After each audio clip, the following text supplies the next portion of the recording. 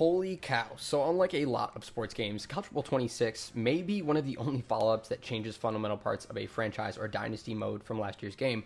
I will, of course, have a review on the game as a whole, but for now I want to talk about the best archetypes and abilities that you can get this year compared to that of College Football 25. I will feel like I am repeating myself after doing the same video last year, but there are good reasons for that, and I'll get into it. But first and foremost, you once again are left with choosing from 3 different archetypes when creating a coach. That's Recruiter, Tactician, and Motivator. So let's figure out the best choice there and where to go from there, or what to do if you don't even follow my advice at all, which, whatever, that's fine. I'm not that hurt by it that much. So let's start with Recruiter. Not much has changed since College Football 25, but that's actually a big deal in 26. Why though? Well, with location-based visits, it'll now cost different amounts of hours depending on where you recruit on your pipeline. For instance, as Penn State, my level 5 pipeline players, which we can see next to their hometown right there, only cost 10 hours to have them come visit, and the price slowly increases with each level that's lower. For instance, every level 5 pipeline, which is your best pipeline, is pink, and it goes down from there. So if you base your recruiting around level 4 and level 5 pipeline recruits, not only are the hours you spend at a minimum,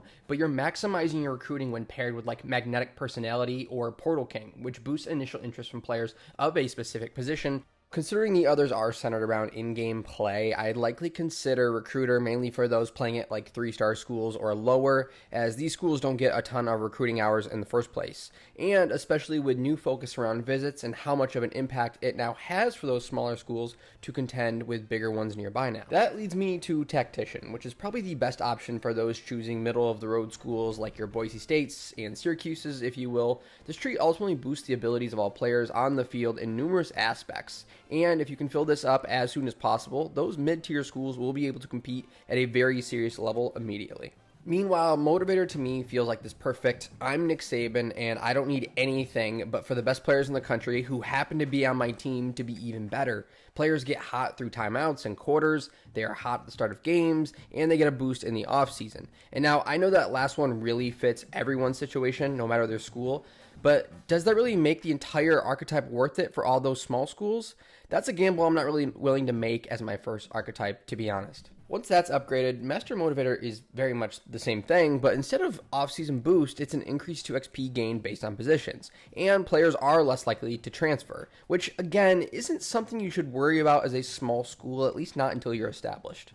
So in sum, for the starting archetypes, if I had to pick one route to go to as the absolute best, gun to my head, it's still Recruiter, and then unlocking Motivator after your team is off to a few hot seasons is probably the best route, or I would recommend deviating and going to Tactician if you are struggling to win games. Again, if you are the Ohio States and Georgias of the world, you really don't need to go this route at all, but frankly, I think it's just plainly the best if we're just generally speaking here. As for the best archetype you can't start out with, it's definitely Strategist. For one, this is because you need to have 2 players drafted in the first round anyways for talent developer, so being a small school, it really only makes sense to do Strategist before TD. With it, players have lower deal breaker threshold, visits play a bigger impact, which again is super handy if you utilize location-based visits, but best of all, you have an increased chance of learning a player's dev trait while scouting with Mind Reader. This means you'll be able to know if your 5-star player is truly Heisman worthy just seconds into recruiting them, saving you plenty of time. I'll be completely honest, I don't know what to make of Architect. I mean, yes, it gives players XP for win streaks and bonus XP for in-game goals completed, but dang, you need to spend 50 coach points in both Motivator and Tactician to unlock it. Ultimately meaning that you'll be ignoring Recruiter a whole lot if you're looking to use Architect at all. Not to fear, this is where Talent Developer comes in, giving players more XP just for starting games and when other players in their position are drafted.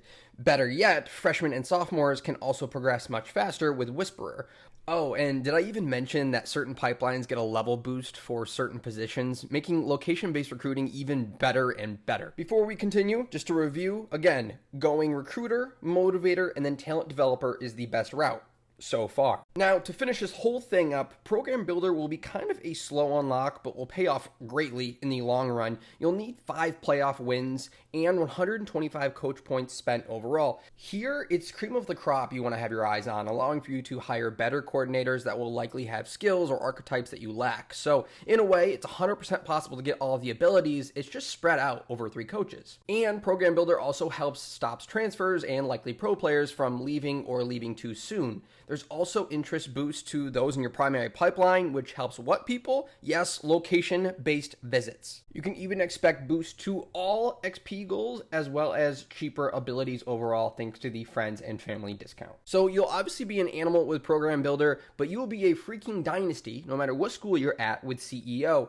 Now, this does require you to have Program Builder beforehand and also 2 national championships, but if you can build a program to such a degree that you're able to unlock this, it will remain at a very high degree for essentially the rest of your dynasty. It's because CEO's Last Dance allows you to boost interest on visits, gain additional interest with every 10 hours spent with lasting impression, increase the number of players who can visit a week to 8. So if you haven't guessed, yeah, pipeline visits are huge this year. And Gains Getter can turn a 0 into a hero with an increased chance to upgrade their dev trait. In a nutshell, be smart with how you spend your points because there's only so much that you get and so much that goes around. And hopefully I've helped highlight the key abilities for this game. Obviously, CEO and Program Builder are the absolute must, but comment down below what your route is overall. Are you going to ignore my advice? What school, if small, are you going to be repping? Really curious to know. Anyways, guys, I love you all. Thank you so much for watching, and until next time.